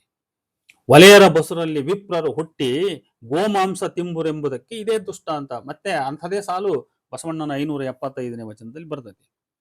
ವಚನಕಾರರಿಗೆ ಆಹಾರದ ಪ್ರಶ್ನೆಗಿಂತಲೂ ಪ್ರಾಣಿ ವಧೆಯ ಪ್ರಶ್ನೆ ಇಲ್ಲಿ ಬಹಳ ಮುಖ್ಯವಾದ್ದು. ಇದಕ್ಕಿಂತಲೂ ಅವರು ಶಿವಭಕ್ತರಲ್ಲದುದು, ಲಿಂಗಾರಾಧಕರು, ಲಿಂಗ ಪೂಜಕರು ಅಲ್ಲದಾಗಿರುವುದು ಎಲ್ಲದಕ್ಕಿಂತ ಮುಖ್ಯ. ಅವರಿಗೆ ಬ್ರಾಹ್ಮಣರ ಮೇಲೆ ಮೊದಲು ಯಾಕೆ ಅವರಿಗೆ ಮುನಿಸು ಅಂತ ಹೇಳಿದ್ರೆ, ಅವರು ಲಿಂಗ ಪೂಜಕರಲ್ಲ ಮತ್ತು ಲಿಂಗಧಾರಕರಲ್ಲ ಅಂತ. ಮಾತ್ರವಲ್ಲ, ನುಡಿ ನಡೆ ಅಂತರಂಗ ಬಹಿರಂಗ ಶುದ್ಧಿ ಇವೆಲ್ಲವೂ ಬಹಳ ಮುಖ್ಯ. ಇದು ವಚನಕಾರರು ಬಹಳ ಮೇನ್ ಕನ್ಸರ್ನ್ ಮಾಡ್ತಕ್ಕಂಥ ವಿಚಾರ ಯಾವುದಂದ್ರೆ ಗುಣಗಳು. ಅವರ ಅಂತರಂಗ ಬಹಿರಂಗ ಶುದ್ಧವಾಗಿರ್ಬೇಕು, ಸುಳ್ಳು ಹೇಳಬಾರದು, ಇಂಥವೆಲ್ಲ. ಇವುಗಳ ಆಧಾರದಿಂದ ಶರಣರು ಬ್ರಾಹ್ಮಣರನ್ನೇ ಸ್ವಪಚಾಧಮರೆಂದು, ಶಿವಭಕ್ತರಾದ ಸ್ವಪಚರನ್ನೇ ಸತ್ಕುಲಜರೆಂದು ಅವರು ಕರೆದರು. ಇನ್ನು ಮಡಿವಾಳ ಮಾಚಯ್ಯನ ವಿಪ್ರರ ಯಾಜ್ಞಿಕ ಕರ್ಮಗಳ ಕುರಿತಾದ ವಚನಗಳು ಹೇಗಿದಾವೆ ಅಂತ ಒಂದೆರಡು ನೋಡುವ. 483ನೇ ವಚನ, ಅದು ಮುಂದುವರೆದ ಭಾಗ ಹೇಳ್ತೀನಿ ನಾನು. ಅಷ್ಟಮದ ಸಪ್ತವ್ಯಸನ ಷಡುವರ್ಗಗಳ ಒತ್ತಿ ನಿಲ್ಲಿಸಿ ಎಲ್ಲಕ್ಕೆ ಶಿವನೊಬ್ಬನೇ ಶಿವಜ್ಞಾನವೆಂದರಿಯದ ವಿಪ್ರರು ಆನೆ ಅಶ್ವ ಹೋತ ಕೋಣ ಬಿಂಜಣದಿಂದ ಕಡಿದು ಬೆಂಕಿಯ ಮೇಲೆ ಹಾಕಿ ತಾನು ಪರಬ್ರಹ್ಮನಾದೆನೆಂದು ನರಕಕ್ಕೆ ಹೋದರೊಂದು ಕೋಟ್ಯಾನುಕೋಟಿ ಬ್ರಹ್ಮರು. ವೇದದ ಅರ್ಥವನ್ನರಿಯದೆ ಜೀವನ ಬಾಧೆಯಂ ಮಾಡುವ ವಧಾಸ್ವ ಕರ್ಮಕ್ಕೆ ಒಳಗಾದರು ದ್ವಿಜರಂದು. ಆದಿಯ ಪ್ರಮಥರು ಕಂಡುದೆಂತೆಂದರೆ ಆನೆ ಎಂಬುದು ಮದ. ನೋಡಿ, ಇವನು ಕೂಡ ಸಾಂಕೇತಿಕ ಅರ್ಥ ಹೇಳ್ತಾನೆ. ಉರ್ಲಿಂಗ ಪೆದ್ದಿ ಹೆಂಗೆ ಹೇಳಿದ್ನ ಹಂಗೆ. ಆನೆ ಎಂಬುದು ಮದ, ಮತ್ಸರವೆಂಬುದು ಅಶ್ವ, ಕೋಣನೆಂಬುದು ಕ್ರೋಧ, ಅಮಗವಿಕಾರ ಅಂಗವಿಕಾರವೆಂಬುದು ಹೋತ. ಇಂತು 4 ವರ್ಗಗಳು ಅಂತ ಹೇಳ್ತಾನೆ. ಇಲ್ಲಿ ಒಂದೊಂದು ಪ್ರಾಣಿಗೆ ಒಂದೊಂದು ಸಾಂಕೇತಿಕ ಗುಣದ ಅರ್ಥವನ್ನ ಕೊಡ್ತಾನೆ. ಆನೆ ಅಂದ್ರೆ ಅದು ಮದ, ಮತ್ಸರ ಅಂದ್ರೆ ಅಶ್ವ, ಕೋಣ ಅಂದ್ರೆ ಕ್ರೋಧ, ಅಂಗವಿಕಾರ ಅಂದ್ರೆ ಅದು ಹೋತ ಅಂತ. ಇಂದು 4 ವರ್ಗಗಳು. ಶಿವಜ್ಞಾನವೆಂಬ ಅಗ್ನಿಯಲ್ಲಿ ದಹನ ಮಾಡುವವರು ನಮ್ಮವರು. ಇಂತಿ ವಿವರವಿಲ್ಲದೆ ತಾವು ಪರಬ್ರಹ್ಮರೆನಿಸಿಕೊಂಬ ಜೀವ ಹಿಂಸೆಯ ಮಾಡುವ ವಿಪ್ರರ ಮುಖವ ನೋಡಲಾಗದೆಂದ ಕಲಿದೇವರ ದೇವ ಅಂತ ಮಡಿವಾಳ ಮಾಚಿದೇವನ 483ನೇ ವಚನ. ನೋಡಿ, ವೇದದಲ್ಲಿ ದುರ್ಗುಣಗಳನ್ನ ಪ್ರಾಣಿಗಳಿಗೆ ಇಲ್ಲಿ ಸಮೀಕರಿಸಿದೆ. ಆದರೆ ಬ್ರಾಹ್ಮಣರು ಆ ದುರ್ಗುಣಗಳನ್ನ ವಧಿಸದೆ ನಿಜವಾದ ಪ್ರಾಣಿಗಳನ್ನ ವಧಿಸಿ ಮಾಂಸ ಭಕ್ಷಿಸಿದರು ಅಂತಕ್ಕಂಥದ್ದು ಇಲ್ಲಿ ಅರ್ಥ. ಉರ್ಲಿಂಗ ಪೆದ್ದಿಯಲ್ಲೂ ಇದೇ ಅಭಿಪ್ರಾಯವಿದೆ. ಆದರೆ ಬಸವಣ್ಣ ಮತ್ತು ಚನ್ನಬಸವಣ್ಣನವರಲ್ಲಿ ಈ ಗುಣಗಳ ವಿಚಾರ ಅಲ್ಲಿ ಪ್ರಸ್ತಾಪವಿಲ್ಲ. ಈ ವಚನದಲ್ಲಿ ಮುಖ್ಯವಾಗಿ ಗಮನಿಸಬೇಕಾದ ಕೆಲವು ಅಂಶಗಳು ನಾನು ಆಗಲೇ ಪ್ರಸ್ತಾಪಿಸಿದಂತೆ, ಒಂದು, ಶರಣರು ವೈದಿಕರ ಯಾಜ್ಞಿಕ ಭೀಭತ್ಸ ಕರ್ಮಗಳನ್ನು, ಆಮೇಲೆ ಅವರ ಶಿವವಿರೋಧಿ ನಿಲುವನ್ನು ಕಟುವಾಗಿ ವಿರೋಧಿಸಿದರು. ವೈದಿಕರ ವಾಸ್ತವವಾದ ಯಜ್ಞ ಕರ್ಮಗಳಿಗೆ ಪ್ರತಿಯಾಗಿ ಯೋಗ ಪರಂಪರೆಯ ಜ್ಞಾನಿಕ ಯಜ್ಞ ಕಲ್ಪನೆಯನ್ನು ಮತ್ತು ಅಹಿಂಸಾ ತತ್ವವನ್ನು ಶರಣರು ಎತ್ತಿ ಹಿಡಿದಿರುವುದನ್ನ ಮಾಚಯ್ಯನ ವಚನ ಸ್ಪಷ್ಟಪಡಿಸ್ತದೆ. ನಾನು ಗಮನಿಸಿದಂತೆ ಋಗ್ವೇದ ಸಂಪುಟ 12 162ನೇ ಸೂಕ್ತ ಪುಟ 147 ಮತ್ತು 153ರಲ್ಲಿ ಅಶ್ವಮೇಧ ಯಾಗದ ವಿವರಣೆಯದ್ದು. ಇದು ಮೂಲತಃ ಪುರುಷ ಬಲಿ ಎಂಬ ಅರ್ಥವನ್ನು ಅದು ಸಂಕೇತಿಸುತ್ತದೆ. ಯಾಕಂತ ಹೇಳಿದ್ರೆ ಪ್ರಜಾಪತಿ ತಾನೇ ಯಜ್ಞಾಶ್ವ ರೂಪದಲ್ಲಿ ಬಲಿಯಾಗ್ತಾನೆ. ಅದು ಒಂದು ಈ ವಿಶ್ವ ಸೃಷ್ಟಿಗೋಸ್ಕರ ಪ್ರಜಾಪತಿ ತಾನೇ ಅಲ್ಲಿ ಅಶ್ವದ ರೂಪವನ್ನು ತಾಳಿ ಬಲಿ ಹೋಗ್ತಕ್ಕಂಥದ್ದು ಅದು ಮೂಲತಃ ಅಶ್ವಮೇಧ ಯಾಗದಲ್ಲಿ ಇದೆ. ಆಮೇಲೆ ಅದು ಕುದುರೆಯನ್ನ ಮತ್ತೆ ಕುದುರೆಯ ಮುಂದೆ ಹೋತಗಳನ್ನ ಬಲಿ ಕೊಡ್ತಕ್ಕಂಥದ್ದು ಅವು ಮುಂದೆ ಬ್ರಾಹ್ಮಣಗಳಲ್ಲೆಲ್ಲ ಬರುತ್ತೆ ಅಂತ. ಇಲ್ಲಿ ಒಂದು ವಿಚಾರ ನಾನು ಈಗ ಅಂತಿಮವಾಗಿ ಹೇಳಬೇಕು. ಏನಂತ ಹೇಳಿದ್ರೆ, ನಮ್ಮ ವಿದ್ವಾಂಸರಲ್ಲಿ ಕೆಲವರಲ್ಲಿ, ಸಂಸ್ಕೃತ ಬಲ್ಲಂಥವರಲ್ಲಿ ಒಂದು ಅಭಿಪ್ರಾಯ ಏನಿದೆ. ಒಬ್ಬ ಬ್ರಾಹ್ಮಣ ವಿದ್ವಾಂಸರು ಹಿಂದೊಮ್ಮೆ ಹೇಳಿದ್ರವರು, ವೇದಗಳಲ್ಲಿ ಬಲಿ ಅಂತಕ್ಕಂಥದ್ದು ಇಲ್ಲ, ಅದು ಪೌರಾಣಿಕರ ಕಲ್ಪನೆ. ಪೌರಾಣಿಕರು ತಾವು ಹೇಳ್ತಕ್ಕಂಥದ್ದಕ್ಕೆಲ್ಲ ಇದು ವೇದದಲ್ಲಿ ಹೇಳಿದೆ, ಇದು ವೇದದಲ್ಲಿ ಹೇಳಿದೆ ಅಂತ ಹೇಳಿ ಅವರು ಅದೇನೋ ಮೇಕೆ ತಾನು ಅಲ್ಲ ಕೋತಿ ತಾನು ಮೊಸರು ತಿಂದು ಮೇಕೆಯ ಮೂತಿಗೆ ಒರೆಸಿತ್ತು ಅಂತ ಹೇಳ್ಬಿಟ್ಟು ತಾವು ಮಾಡಿದ ತಪ್ಪಿಗೆ ಮತ್ತೆ ವೇದವನ್ನು ಅವರು ಆರೋಪಿಸ್ತಾರೆ ಅನ್ನುವಂಥ ಮಾತನ್ನ ಬಹಳ ಸ್ಪಷ್ಟವಾಗಿ ಒಬ್ಬ ವೈದಿಕ, ಅವ್ರ ಹೆಸರು ಗೊತ್ತಿಲ್ಲ ನನಗೆ, ಒಬ್ಬ ವೈದಿಕ ಪ್ರವಚನಕಾರರು ಹೇಳಿದರು. ಇದು ಒಂದು ವಿಚಾರ. ಎರಡನೇದು, ನನಗೆ ಒಬ್ಬ ಹಿರಿಯ ಗುರುಗಳು ಆಗಿ ಸಿಕ್ಕಿರ್ತಕ್ಕಂಥ ಒಬ್ಬ ಹಿರಿಯ ಮಿತ್ರರು, ಸಂಸ್ಕೃತ ಪಂಡಿತರು ಆಗಿರ್ತಕ್ಕಂಥವರು ಕೂಡ, ಅವರು ಕೂಡ ಅದೇ ಅಭಿಪ್ರಾಯವನ್ನ ಸಮರ್ಥಿಸಿ ವೇದಗಳಲ್ಲಿ ಬಲಿ ಇತ್ಯಾದಿ ವಿಚಾರಗಳು ಇಲ್ಲ ಅನ್ನುವಂಥ ಮಾತನ್ನ ಅವರು ನನಗೆ ಸ್ಪಷ್ಟಪಡಿಸಿದರು. ಆದ್ರೆ ಅವ್ರು ಹೇಳಿದ ತಕ್ಷಣ ನಾನು ಅದನ್ನ ಯಾವುದನ್ನು ನಂಬಿಲ್ಲ. ಅದನ್ನ ನಾನು ಒಂದು ಕನ್ಸಿಡರೇಷನ್ ಅಲ್ಲಿ ಇಟ್ಕೊಂಡಿದ್ದೀನಿ. ನಾನು ಮುಂದೆ ನನ್ನದೇ ಆದ ಅಧ್ಯಯನ ಹುಡುಕಾಟ ಮಾಡ್ತಾ ಹೋಗಿ ಅಲ್ಲಿ ಸತ್ಯಾಂಶ ನನಗೆ ಸಿಕ್ಕಾಗ ನಾನು ನನ್ನ ವಿಚಾರವನ್ನು ಬದಲಾಯಿಸ್ಕೋಬಹುದು. ಈಗ ಸದ್ಯಕ್ಕೆ ಆ ಹುಡುಕಾಟದ ಒಂದು ಪ್ರಯತ್ನ ಇದು. ಈಗ ಇಲ್ಲಿ ನೋಡ್ರಿ, ನಾನು ಇಲ್ಲಿವರೆಗೂ ನೋಡಿದೆ, ನಾನು ಆಗ್ಲೇ ಹೇಳಿದೆ, ಋಗ್ವೇದ ಸಂಪುಟ 12 ಅದು ಅದರ ಸೂಕ್ತ 162ನೇ ಸೂಕ್ತ, ಅಲ್ಲಿ ಸ್ಪಷ್ಟವಾಗಿ ಅಶ್ವಮೇಧ ಯಾಗ ಇದೆ. ಅದು ನನಗೆ ಸ್ಪಷ್ಟವಾದ ನಂಬಿಕೆಯನ್ನು ಹುಟ್ಟಿಸಿದೆ. ಅಂದ್ರೆ ವೇದಗಳಲ್ಲಿ ಬಲಿ ಇದೆ ಅಂತ. ಈಗ ಇದಕ್ಕೆ ನಾವು ಸಪೋರ್ಟಿವ್ ಆಗಿ ಬೇರೆಯವರ ಕೆಲವು ವಿಚಾರಗಳನ್ನ ಇಲ್ಲಿ ಕನ್ಸಿಡರ್ ಮಾಡ್ಲಿಕ್ಕೆ ಪ್ರಯತ್ನ ಮಾಡೋಣ. ಈಗ ಮೊದಲನೇದು, ವಿವೇಕಾನಂದರು ನಮ್ಮ ದೇಶದವರು, ಆಮೇಲೆ ವಿದೇಶಕ್ಕೆ ನಮ್ಮ ಭಾರತದ ಹಿಂದೂ ಸಂಸ್ಕೃತಿ ವೇದಾಂತ ಪರಂಪರೆಯನ್ನ ಬಹಳ ಎಫೆಕ್ಟಿವ್ ಆಗಿ ಪರಿಣಾಮಕಾರಿಯಾಗಿ ಪ್ರಚಾರ ಮಾಡಿರ್ತಕ್ಕಂಥ ಬಹಳ ದೊಡ್ಡ ಆಧ್ಯಾತ್ಮಿ ಪುರುಷ ವಿದ್ವಾಂಸರವರು. ಅವರು ಒಬ್ಬ ದೊಡ್ಡ ಸಂತರು ಹೌದು, ದೊಡ್ಡ ಆಧ್ಯಾತ್ಮಿ ಪುರುಷರು ಹೌದು, ಒಬ್ಬ ವಿದ್ವಾಂಸರು ಕೂಡ ಹೌದು. ವೈದಿಕ ವೇದಾಂತ ಪರಂಪರೆ, ವೇದ ಪರಂಪರೆಯ ಬಗ್ಗೆ ಬಹಳ ಪ್ರಕಾಂಡ ಪಾಂಡಿತ್ಯವನ್ನು ಹೊಂದಿರತಕ್ಕಂಥ ವಿದ್ವಾಂಸರು. ಅವರು ಕೃತಿ ಶ್ರೇಣಿ ಸಂಪುಟ 5 ವೇದಗಳ ಧಾರ್ಮಿಕ ಆದರ್ಶಗಳು ಅನ್ನುವಂಥ ಒಂದು ಲೇಖನ ಅವ್ರದ್ದು. ವೇದಗಳ ಧಾರ್ಮಿಕ ಆದರ್ಶಗಳು ಅನ್ನುವಂಥ ಲೇಖನ ಪುಟ 326. ಅದರಲ್ಲಿ ಏನ್ ಬರೀತಾರ ಅವರು ಅಂತ ಹೇಳಿದ್ರೆ, ವೇದಗಳ ದೇವತೆಗಳಾಗಿ ಇಂದ್ರ, ವರುಣ, ಮಿತ್ರ, ಪರ್ಜನ್ಯ ಮುಂತಾದ ದೇವತೆಗಳನ್ನ ಅವರು ಹೆಸರಿಸಿ, ಇಂದ್ರನು ಮಳೆಯನ್ನ ತಡೆದು ನಿಲ್ಲಿಸಿದ್ದ ಸರ್ಪವನ್ನ ತನ್ನ ವಜ್ರಾಯುಧದಿಂದ ಹೊಡೆದು ಕೊಲ್ಲುವನು. ಅಂದ್ರೆ ಸರ್ಪ ಮಳೆ ನಿಲ್ಲಿಸ್ಬಿಟ್ಟಿರ್ತತಿ, ಆ ಸರ್ಪವನ್ನ ಅಂದ್ರೆ ಮಳೆಯನ್ನ ನಿಲ್ಲಿಸಿರ್ತಕ್ಕಂಥ ಸರ್ಪವನ್ನ ಇಂದ್ರ ವಜ್ರಾಯುಧದಿಂದ ಅದನ್ನು ಕೊಂದ. ಅವಾಗ ಧಾರಾಕಾರವಾಗಿ ಮಳೆ ಸುರಿಲಿಕ್ಕೆ ಪ್ರಾರಂಭವಾಯಿತು. ಇದರಿಂದ ಜನ ತೃಪ್ತಿಗೊಂಡರು. ಜನ ತೃಪ್ತಿಗೊಂಡ್ಬಿಟ್ಟು ಇಂದ್ರನಿಗೆ ಅವರು ಹವಿಸ್ಸನ್ನ ಅರ್ಪಿಸಿ ಪೂಜೆ ಮಾಡ್ತಾರೆ. ಆಗ ಅವ್ರು ಏನ್ ಮಾಡ್ತಾರೆ ಅಂತ ಹೇಳಿದ್ರೆ, ಒಂದು ಅಗ್ನಿಯನ್ನು ಹೊತ್ತಿಸಿ ಹಲವು ಪ್ರಾಣಿಗಳನ್ನ ಬಲಿ ಕೊಟ್ಟು ಅವುಗಳ ಮಾಂಸವನ್ನು ಅದರಲ್ಲಿ ಸುಟ್ಟು ಇಂದ್ರನಿಗೆ ಅದನ್ನ ಅರ್ಪಿಸುವರು ಮತ್ತು ತಾವು ಕೂಡ ಅದನ್ನ ಸೇವಿಸುವರು ಅಂತ. ಆಗಿನ ಕಾಲದಲ್ಲಿದ್ದ ಸೋಮ ಎಂಬ ಬಳ್ಳಿಯನ್ನ ಜಜ್ಜಿ ರಸ ತೆಗೆದು ಸೋಮವನ್ನು ಇಂದ್ರಾದಿ ದೇವತೆಗಳಿಗೆ ಅರ್ಪಿಸಿ ತಾವು ಕುಡಿಯುತ್ತಿದ್ದರು. ಅದು ಅಮಲನ್ನ ಭರಿಸುತ್ತಿತ್ತು. ಇಂದ್ರನು ಅದನ್ನು ವಿಪರೀತ ಕುಡಿದು ಬಾಯಿಗೆ ಬಂದಂತೆ ಮಾತಾಡುತ್ತಿದ್ದನು ಎಂಬುದನ್ನು ಕೂಡ ನಾವು ಗ್ರಂಥಗಳಲ್ಲಿ ಓದುವೆವು ಅಂತ ಸ್ವಾಮಿ ವಿವೇಕಾನಂದರು ಬಹಳ ಸ್ಪಷ್ಟವಾಗಿ ಬರೆದಿದ್ದಾರೆ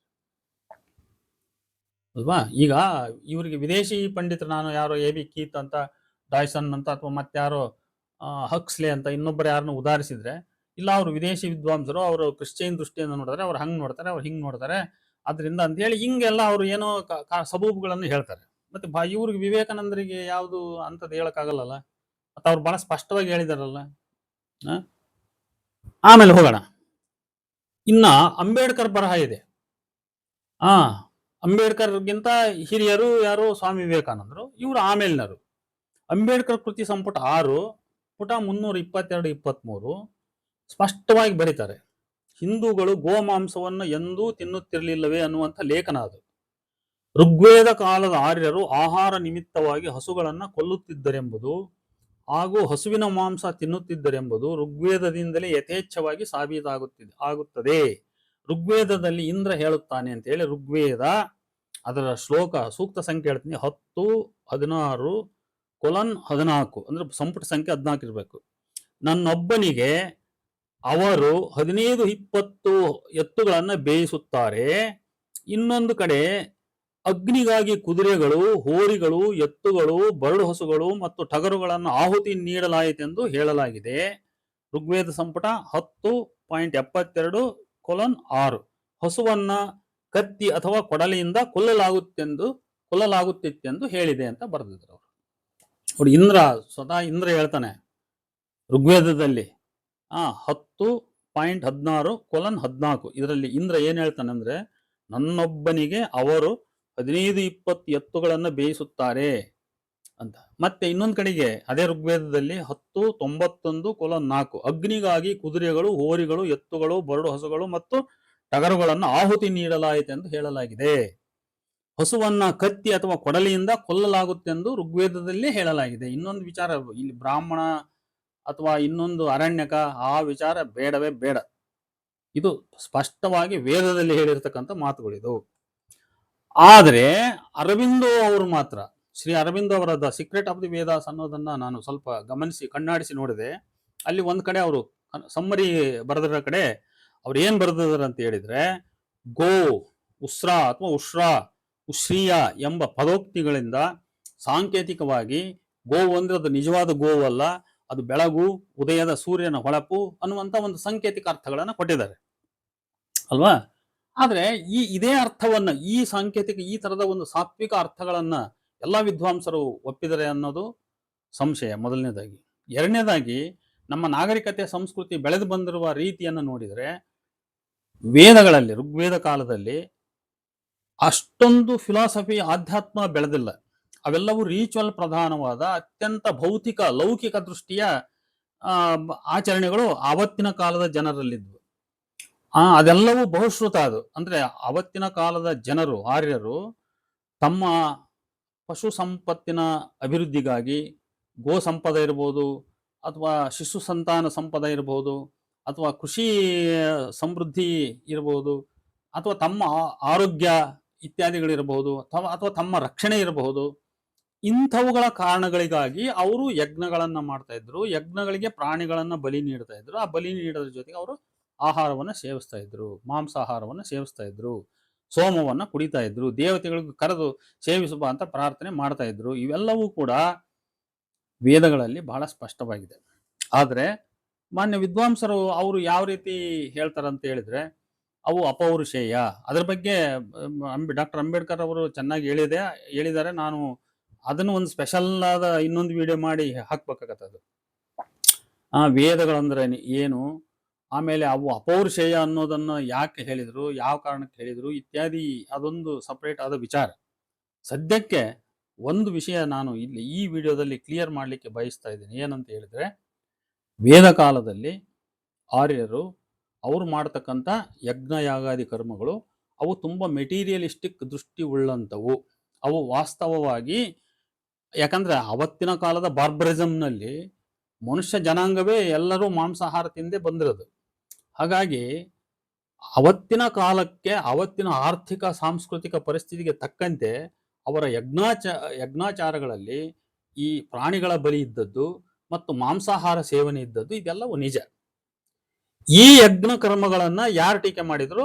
ಶರಣರು ಟೀಕೆ ಮಾಡಿದ್ರು. ಶರಣರ ಕಾಲ 12ನೇ ಶತಮಾನ, ಇವತ್ತು ನಾವಿರ್ತಕ್ಕಂಥದ್ದು 21ನೇ ಶತಮಾನ. ಇಲ್ಲಿಂದ 700-800 ವರ್ಷಗಳ ಹಿಂದೆ ಇವತ್ತಿದ್ದಂಥ ವೇದ ಸಂಪುಟಗಳು, ಸಂಹಿತೆಗಳು ಅವತ್ತು ಹಂಗೆ ಇದ್ವು ಅಂತ ನಾವು ಹೇಳಕ್ಕಾಗಲ್ಲ. ಅವತ್ತು ಬಹಳ ಮಟ್ಟಿಗೆ, ಅವತ್ತು ಬಹಳ ವೇದ ಕಾಲಕ್ಕೆ ಮತ್ತು ವೈದಿಕರ ಆಚರಣೆಗೆ ತುಂಬಾ ಹತ್ತಿರವಾಗಿ ಬದುಕಿದಂಥವ್ರು ಯಾರೋ ವಚನಕಾರರು. ನಾವು ಇವತ್ತು ಯಾವುದನ್ನು ಕಾಣ್ತಾ ಇಲ್ಲ. ಇವತ್ತೆಲ್ಲ ವೈದಿಕರ ಆಚರಣೆಗಳು ಏನಾಗಿದ್ದಾವೆ, ಯಜ್ಞ ಹೋಮ ಮಾಡ್ತಾರಲ್ಲ, ಅವೆಲ್ಲವೂ ಸಂಕೇತೀಕರಣಗೊಂಡದವು, ಸಾತ್ವಿಕೀಕರಣಗೊಂಡದವೆ. ಸಾತ್ವಿಕೀಕರಣಗೊಂಡ ಕಾಲದಲ್ಲಿ ಇವತ್ತು ನಾವು ನಿಂತಿದ್ದೀವಿ. ಆದರೆ ಅದು ಶರಣರ ಕಾಲಕ್ಕೆ ಎಲ್ಲವೂ ಸಾತ್ವಿಕೀಕರಣಗೊಂಡಿರಲಿಲ್ಲ. ಅವು ತಮ್ಮ ಒಂದು ಕ್ರೂಡ್ ಸ್ವರೂಪವನ್ನ, ಕಚ್ಚಾ ಸ್ವರೂಪವನ್ನ ಅಥವಾ ತಾಜಾ ಸ್ವರೂಪವನ್ನು ಇನ್ನೂ ಉಳಿಸ್ಕೊಂಡೇ ಇದ್ವು. ಬಹಳಷ್ಟು ಅವರು ಉಗ್ರ ಆಚರಣೆಗಳಿಗೆ ಅವರು ವಿಮುಖವಾಗಿದ್ರು ಕೂಡ ಸಾಂದರ್ಭಿಕವಾಗಿ ಆಚರಣೆ ಮಾಡ್ತಕ್ಕಂಥ ಕೆಲವು ನಿಯಮಗಳನ್ನು ಅವರು ಉಳಿಸ್ಕೊಂಡಿದ್ರು. ಮಧುಪರ್ಕ ಅನ್ನೋದು ಒಂದು ಬರ್ತತಿ, ಇತ್ಯಾದಿ. ಹಾಗಾಗಿ ನನಗೆ ಈ ಯಜ್ಞ ಕರ್ಮಗಳು ಇರಲೇ ಇಲ್ಲ, ಇದ್ದೇ ಇರಲಿಲ್ಲ, ಶರಣರು ವೇದಗಳನ್ನು ಅವರು ಟೀಕೆ ಮಾಡೇ ಇಲ್ಲ ಅನ್ನುವಂಥ ಈ ಮಾತುಗಳು ನನಗೆ ಯಾವ ಕಾರಣಕ್ಕೂ ಇವು ವಿಶ್ವಾಸವನ್ನ ಮೂಡಿಸೋದಿಲ್ಲ. ಇವು ಯಾಕಂದ್ರೆ ಇದೆಲ್ಲ ಹಾಡು ಹಗಲಿನಷ್ಟು ಸತ್ಯವೇ ಇದೆ. ಇದು ಅವರು ನಿಜವಾಗ್ಲೂ ಯಜ್ಞ ಕರ್ಮಗಳನ್ನ ಟೋಟಲ್ ವೈದಿಕ ಪರಂಪರೆ ಅಂತ ನಾನು ಹೇಳ್ಬಿಟ್ಟಿದ್ದೀನಿ. ಅವರ ದೇವತೆಗಳು, ಅವರ ನಂಬಿಕೆಗಳು ಎಲ್ಲವನ್ನು ಇವರು ತಿರಸ್ಕಾರ ಮಾಡ್ತಾರೆ. ಆದರೆ ವೇದಾಂತದ ಪರಬ್ರಹ್ಮ ಇತ್ಯಾದಿಗಳನ್ನು ಮಾತ್ರ ಅವರು ಬಹಳ ಸ್ಪಷ್ಟವಾಗಿ ಒಪ್ಪಿಕೊಂಡು ತಮ್ಮ ಶಿವಾದ್ವೈತ ಸಿದ್ಧಾಂತವನ್ನು ಅವರು ಅದರಿಂದ ರೂಪಿಸಿದ್ದಾರೆ, ಕಸಿ ಮಾಡಿ ರೂಪಿಸಿದ್ದಾರೆ. ಇದು ಸ್ಪಷ್ಟ. ಆದ್ರಿಂದ ಇಲ್ಲಿ ನಾವು ಶರಣರ ವಚನಗಳನ್ನ ಓದುವಾಗ ಮತ್ತು ಅದರ ಬಗ್ಗೆ ನಾವು ಮಾತಾಡುವಾಗ ಈ ವೈದಿಕ ಪರಂಪರೆಯ ಸಂಬಂಧವನ್ನು ಯಾವ ರೀತಿ ಅರ್ಥ ಮಾಡ್ಕೋಬೇಕು ಅನ್ನೋದು ಒಂದು ಸೂಕ್ಷ್ಮವಾದ ವಿಚಾರ. ಸಾರಾಸಗಟಿ ಎಲ್ಲ ತಿರಸ್ಕರಿಸ್ಬಿಡೋದು ಒಂದು ವಿದ್ವತ್ ಲೋಕದ ಜನ ಮಾಡ್ತಾ ಇದ್ದಾರೆ, ಅದು ಸಾಧುವಾದ್ದಲ್ಲ. ಅದೇ ರೀತಿ ಎಲ್ಲದನ್ನ ತಗೊಂಡೋಗಿ ಸನಾತನ ವೈದಿಕ ಧರ್ಮಕ್ಕೆ ಕಟ್ಟಿ ಹಾಕ್ತಕ್ಕಂಥದ್ದು ಇದು ಸಾಧುವಲ್ಲ. ಇವೆರಡೂ ಕೂಡ ಅಪಾಯದ ನೆಲೆಗಳೇ ಅಂತ ನಾನು ಅನ್ಕೊಂಡಿದ್ದೀನಿ. ಇವೆರಡರಿಂದ ಸತ್ಯ ಏನು ಸಾಬೀತಾಗಲ್ಲ. ಅದರಿಂದ ವಚನಕಾರರು ಸ್ಪಷ್ಟವಾಗಿ ಭೀಭತ್ಸ ಯಜ್ಞ ಕರ್ಮಗಳನ್ನ ಟೀಕಿಸಿದ್ದಾರೆ. ಆ ಕಾರಣಕ್ಕಾಗಿ ವೇದಗಳನ್ನು ಅವರು ನಿಂದಿಸಿದ್ದಾರೆ, ವೇದಗಳನ್ನು ಬೈದಿದ್ದಾರೆ, ವೈದಿಕರನ್ನು ಬೈದಿದ್ದಾರೆ. ಆದರೆ ಫಿಲಾಸಫಿ ಏನಿದೆಯಲ್ಲ, ವೇದಾಂತದ ಫಿಲಾಸಫಿ, ಅದನ್ನ ಅವರು ಹೊರಗಡೆ ಮೇಲ್ನೋಟಕ್ಕೆ, ಯಾಕಂದ್ರೆ ಅವರು ಒಂದ್ ಕಡೆ ಅದ್ವೈತ ದ್ವೈತ ಇದನ್ನ ಟೀಕೆ ಮಾಡಿದಂತೆ, ಖಂಡಿಸಿದಂತೆ ಅವರು ಮಾತಾಡಿದ್ರು ಕೂಡ ಅದೇ ಅದ್ವೈತದ ಆಧಾರದಿಂದ ತಮ್ಮ ಶಿವಾದ್ವೈತ ತತ್ವವನ್ನು ಅವರು ಸಂರಚಿಸಿದ್ದಾರೆ ಅನ್ನೋದು ಬಹಳ ಸ್ಪಷ್ಟವಾಗಿದೆ. ಈ ಸೂಕ್ಷ್ಮತೆ ಇಟ್ಕೊಂಡು ನಾವು ವಚನಗಳನ್ನು ಮತ್ತು ವೇದಾಂತ ಪರಂಪರೆಗಳನ್ನು ನಾವು ಅರ್ಥ ಮಾಡ್ಕೋಬೇಕಂತ ನನ್ನ ಒಂದು ಅನಿಸಿಕೆ. ಅಷ್ಟು ಹೇಳ್ತಾ ಈ ವಿಡಿಯೋ ನಾನು ಮುಕ್ತಾಯಗೊಳಿಸ್ತಾ ಇದ್ದೇನೆ. ನಮಸ್ಕಾರ.